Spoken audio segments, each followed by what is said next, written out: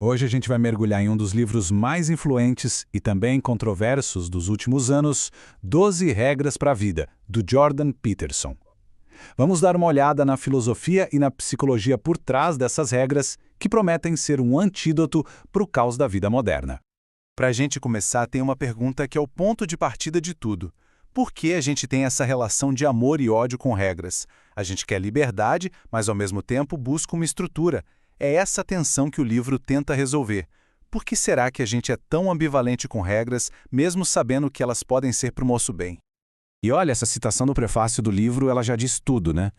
A ideia aqui é que certos princípios não são, bem, negociáveis.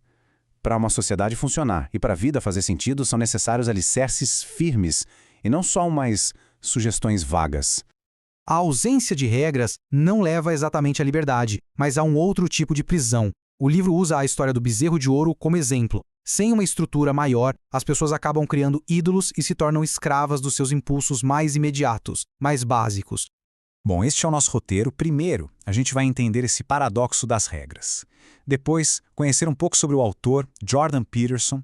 Vamos mergulhar na filosofia dele de caos e ordem, descobrir a origem do livro, analisar algumas regras de perto e, por fim, entender a mensagem central sobre assumir responsabilidades.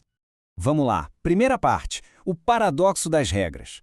A grande sacada aqui é que, embora pareçam restritivas, as regras certas podem, na verdade, nos libertar. Elas criam o caminho para a gente alcançar nossos objetivos e ter uma vida mais plena. Agora, quem é a mente por trás dessas regras? Não é para ser uma biografia completa, mas sim para a gente entender de onde vêm essas ideias, que fontes de conhecimento deram origem a tudo isso. A formação do Peterson é uma mistura e tanto. Ele junta a prática como psicólogo clínico com um conhecimento profundo de mitologia, neurociência e a história sombria do século XX. E o mais importante, ele sempre tenta conectar essas grandes ideias com aplicações práticas para o nosso dia a dia. E esse detalhe aqui é fascinante. Peterson encheu a casa dele com arte soviética não por gostar da ideologia, mas como um lembrete constante, visceral, de como ideias que prometiam o paraíso na Terra levaram à morte de milhões. É um jeito de nunca esquecer do potencial humano para o mal, mesmo quando a intenção parece boa.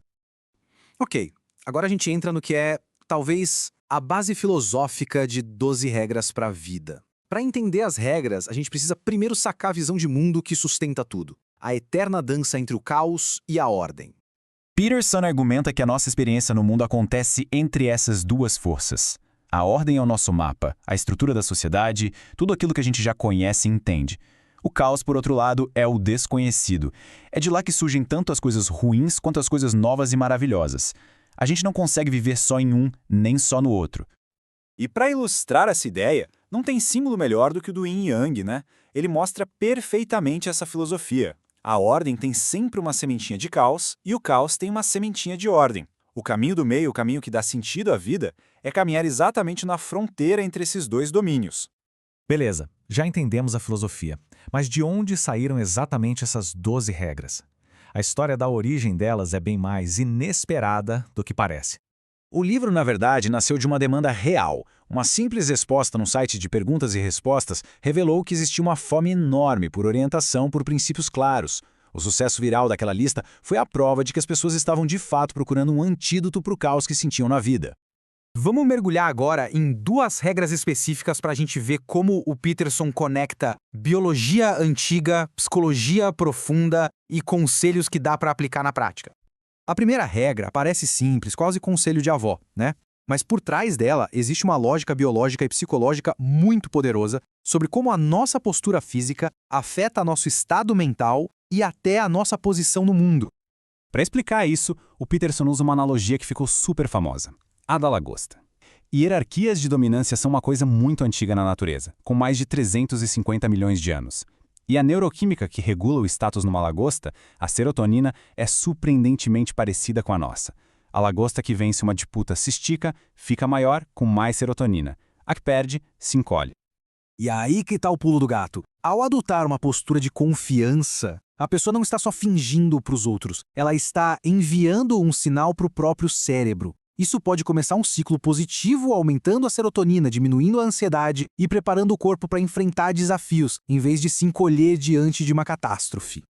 A segunda regra que a gente vai ver ataca um problema que, nossa, parece que foi escrito para hoje em dia, para a era das redes sociais. É a armadilha da comparação. O contraste aqui é total. Se comparar com os outros, é um jogo que não dá para ganhar, porque sempre vai ter alguém melhor em alguma coisa. Isso só gera ressentimento.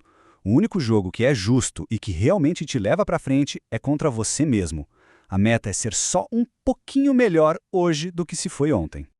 E agora a gente chega na parte final que amarra todas as regras numa única mensagem central sobre como encontrar sentido de verdade no meio do sofrimento, que é inevitável na vida.